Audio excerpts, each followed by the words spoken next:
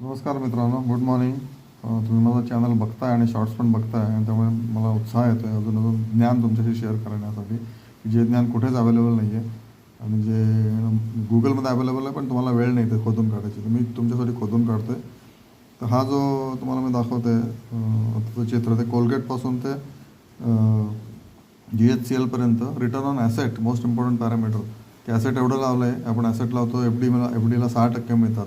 Okay, मार्केटला लावतो आपण 15%, 20% मिळतात. पण या कंपन्यांना रिटर्न ऑन ॲसेट 47%, कोलगेट ITCला पण 39.8%, PNG, हायजीन, TCS हे सगळे स्टार शेअर्स आहेत आणि 2025चा आकडा आहे. खालीवरती थोडं होईल पण तरी त्यांची capacity of management is this much की okay they can take return on asset so high, okay, which is 47.5 to 16 GHCLचं 16% आहे. मधले शेअर्स सेंट गोबेन जे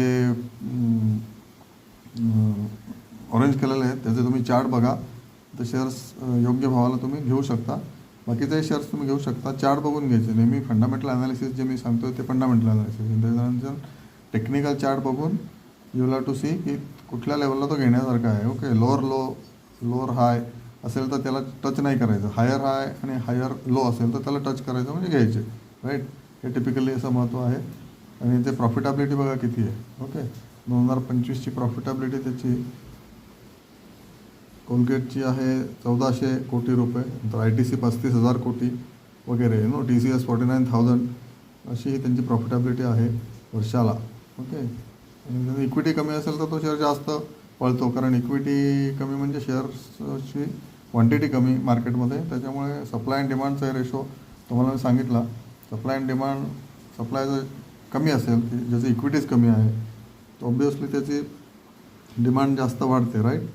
तर हा जो शेअर आहे हॉकिन्सची शेअर 9,000 10,000 का आहे, कारण त्याला सप्लायच कमी आहे, त्याची इक्विटीज कमी आहे, त्यामुळे तो फटाफट वाढतो.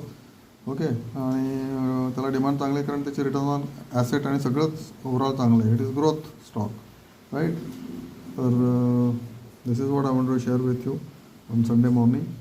आणि विचार करा ना, तुम्ही तुमच्याबद्दलचा विचार करा. तुमचा रिटर्न ऑन ॲसेट काय आहे? तुमच्याकडे एवढी वेल्थ आहे, okay, XYZ including all real estate etcetera etcetera, आणि त्याच्यावर तुम्हाला वर्षाला किती रिटर्न मिळते ते काढा. तुम्हाला तुमचं रिटर्न ऑन ॲसेट कळेल. तुमचं रिटर्न ऑन ॲसेट ॲटलीस्ट 16% तरी पाहिजे, if not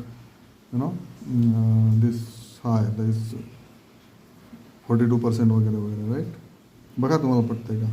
okay, 47% return on asset कोलगेटचं आहे. तुमचं काय रिटर्न ऑन ॲसेट ते तुम्ही कॅल्क्युलेट करा आणि त्याप्रमाणे तुमची इन्व्हेस्टमेंटचा तुम्ही नियोजन करा. ओके, इक्विटीमध्ये नसाल तर इक्विटीमध्ये या, राईट टाईमला या, पण या. ओके, आणि 50% असेल